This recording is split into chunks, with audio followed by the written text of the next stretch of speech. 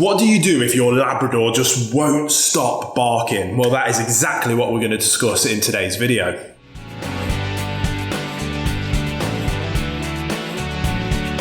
Welcome back to the Fenrir Labrador Show. If you are new here, my name's Will. I'm a canine behaviourist and founder and CEO of FenrirCanineLeaders.com. This channel is dedicated to helping you learn everything you could possibly ever want to know about the glorious, amazing Labrador Retriever, and then how to become a high-level canine leader that can raise perfect lab companions. So if this is your first time here, maybe you're a new person to the dog world and thinking about getting your first Labrador, or you're a lifelong lab lover, I promise you there's something here on this channel for you. So don't forget to subscribe. But let's dive into this week's Q&A. And I've been going through some of my emails, and I've had an email from a viewer of my other main channel, the Fenrir Canine Show, and it's about their Labrador that just simply won't stop barking and is barking at everything. So we've got a pretty extreme case of reactivity here with this Labrador. Now, I think that it'd be really interesting to make this video to help this person in particular, but I do think that the principles and tricks and theory behind how, as a canine behaviorist, I would come in and try and help with these kind of problems are very applicable for not just all levels of reactivity with Labradors, but pretty much with reactivity across all different breeds. Now, in this case in particular, it doesn't sound like that reactivity is coming from any kind of anxiety or fear. If it was a very bespoke situation that is causing the reactivity, say towards another dog, that can often be a result of anxiety and fear, and it's spilling out in that reactivity type behavior in terms of barking. Sometimes it's barking and lunging, and it might appear to be a very aggressive behavior. It doesn't sound like what we've got here. What it seems like we've got here is a kind of what we almost call like a self-fulfilling prophecy type level of reactivity. I bark at this thing goes away, I do good, I scare thing off. It's a very common behavior with breeds like German Shepherds, Belgian Malinois. Lots of guarding breeds will often display this behavior, and it's one of those things, like I say, it becomes a self-fulfilling prophecy because it self-rewards the dog without you having to be there, because they see the thing that's causing the reaction. They're reacting in a verbal way, displaying that barking behavior. That thing that caused the reaction goes away. Now, they don't understand that it was going away anyway. The postman was going away anyway. The car was going to drive past anyway. The bicycle was going to drive past anyway. The dog was going to walk past anyway. They start to perceive it as, I have done a good job, I have scared that thing away. And then it promotes itself more and more and creates itself more and more, and it then becomes a very difficult thing to be able to interject and be able to kind of break that cycle down. So to be able to do that kind of thing, we need to really be able to come in and utilize a correction-based approach to teaching them that that is not a behavior that we are going to accept.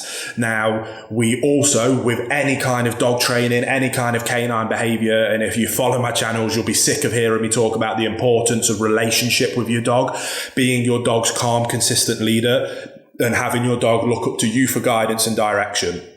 That is always the fundamental root cause that we must address with any kind of training and any kind of behavior difficulty. We utilize my boot camp protocol to be able to achieve that. Now, if we've done that and you do have a dog that looks to you for guidance and direction and it's still displaying these behaviors, which is what it sounds like we've got in this situation, in this case, because it's a self-rewarding behavior, we then need to be able to go in and let the dog know quite clearly and effectively, calmly, as a good leader, I do not want you to do that thing. And to you do that, we utilize my approach of correct, redirect, reinforce. Now, if we are the dog's calm, consistent leader and we have addressed that issue, this process will then go much quicker and can often be solved in one session. This is a behavior that could come to me, and if we've got a dog that already has a decent established relationship and it's just displaying this one behavior, we can usually address it very quickly. If you've got a dog that's coming from a very broken relationship with very poor leadership, we must address that alongside addressing the issue. So again, we've talked about that we'll remove that away from the table because we'll focus on the actual issue here.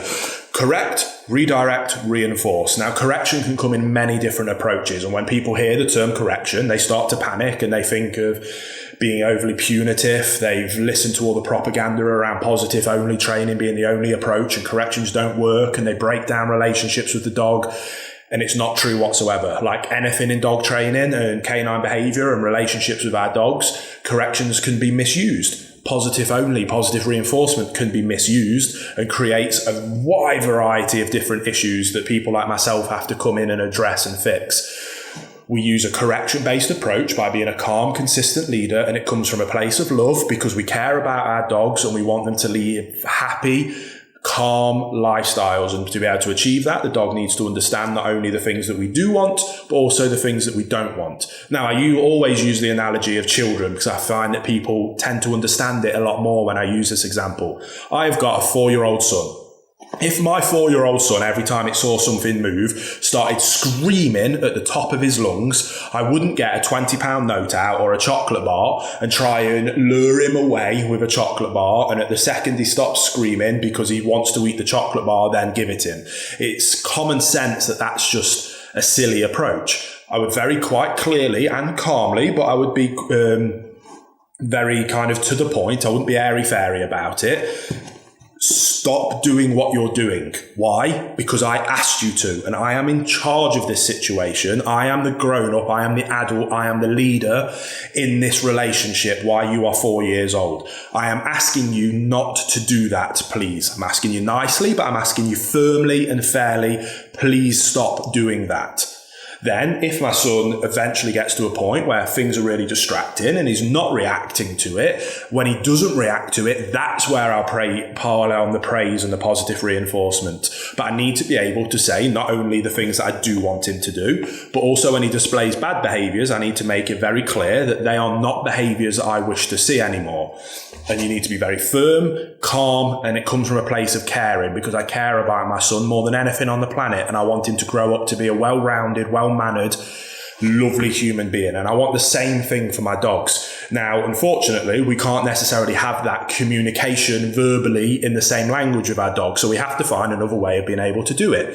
So we have to teach the dog that either the verbal correction means stop doing what you're doing. Now, oftentimes we can come in and with a very stern, shoulders back, chest up, no, that can be enough for some dogs, especially more sensitive dogs. That might be enough of a, whoa, sorry, what? And that does the correction part of correct, redirect, reinforce. So if that's the case, we can try verbal and we use no physical whatsoever. Excellent. Best case scenario. Then we move on to redirection and reinforce, which we'll talk about in a minute. Sometimes that isn't the situation and isn't the case, which is where we would use tools like a slip lead, a choke chain, a Hermsprung, a prong collar, depending on, again, this all has to be finesse and bespoke, depending on the breed, the characteristics of the dog. And we always want to use the minimal amount of correction that will achieve the goal as quickly and as fairly as possible. So say we decide to use a slip lead. We keep the dog on a slip lead. The second he reacts, he gets a very quick pop on the slip lead. We're not trying to hurt him. We're just using a very quick and efficient method of being able to snap him out of that thing. Make it very clear, yes, no. That thing that you're doing, we use good timing. The second that behavior is displayed, it's a pop on, off. We're not getting into a tug of war game. It's on, off, on, off. And what we do is we combine it with a verbal correction. So it goes on, says, no, whatever you want to use your verbal correction for, doesn't matter. But we only do it once, enough to get the dog to snap out of it. Then what we do is we then move on to redirect, which we're going to talk about in a minute. But the reason that we link a verbal correction to the physical one is so that as quickly as possible, we can remove the physical correction. Because what we want to do is let the dog have the association between the physical correction and the verbal correction, that they are one in the same thing. It means the same thing. It means stop doing what you're doing. I, as your calm, consistent leader, do not like that behavior and I want you to stop doing it, please. And I am now going to expect you to look up to me for guidance and direction because I'm about to tell you what it is that I do want you to do, which is the redirection. And then I'm going to tell you thank you very much for doing it, which is reinforcement. But the reason we do the physical and the verbal is so that eventually when they link the two things together, we can remove the physical from the equation and the dog understands that that verbal correction is then nothing more than a command like a sit command is, to stop doing what you're doing, look to me because I'm about to ask you to do something different, please. So we've corrected the dog. Excellent. We've not hurt them. We've not caused them physical harm. We've not abused them. We've not tortured them. We've just communicated very clearly and efficiently to stop doing what you're doing, please. Then, once we've snapped them out of that behaviour, in this case it's barking, and we've got them to look up to us for guidance and direction, we then redirect them to the desired behaviour. And in this situation, I would like us to use a sit and stay. So the dog reacts, we correct instantly, we snap them out of it, they go, oh, yep, sorry, what's wrong? Sit. We get them to sit, and when they sit quietly, we then reinforce. Thank you very much. That's what I want from you. I want you to sit and be quiet. If you do that, then we praise all the positive reinforcement on as possible. Praise, food reward, a good fuss, a scratch behind the ear, a cuddle, all those lovely, wonderful things that we want to do with our dogs come in at that stage when they're offering us the desired behaviour. We don't use those things to bribe them to stop doing something, the same way we don't bribe our children to stop really obnoxious or dangerous behaviours. So we correct them very quickly, fairly, but firm. Firm and fair is always the thing. On, off, quick. Just to snap them out of it, we then redirect them to the desired behaviour that we do want, utilising our obedience, which if we haven't got, during that bootcamp protocol month, we've got time to be able to teach the basics like a sit, stay, recall, heel. So we correct, we redirect using some of our obedience to communicate what I do want from you right now. And when you display that thing for me, then the praise is going to come on. And we utilise that approach consistently, firm but fair, consistent, good boundaries, good rules, good expectations consistently across the board. And eventually the dog will then seek those desired behaviours first because they don't want to get corrected. They want the praise, they want the reward, they want the fuss, and they respect us as their calm, consistent leader. So they're going to offer those desired behaviours first, and then we're going to be able to reinforce it. And then at that stage is when we get to live in the positive only world. But if we've got dogs that don't see us as leaders, that don't know to follow us for guidance and direction, that don't have a good communication path with us of yes, we do want this, and no, we don't want that, then we can't live in positive only. We have to address that first. And when we can address that and get to that stage, like when you watch me working with my Labrador or with my other dogs, it's very envious to see that, and I understand that, but that comes from years of discipline and dedication to that task first. And once you get there, then we get the pleasure of living in the positive only world, and we've got those tools in our tool belt for just in case anything ever slides the wrong way, we can interject and nip it in the bud quickly. So I hope that helped.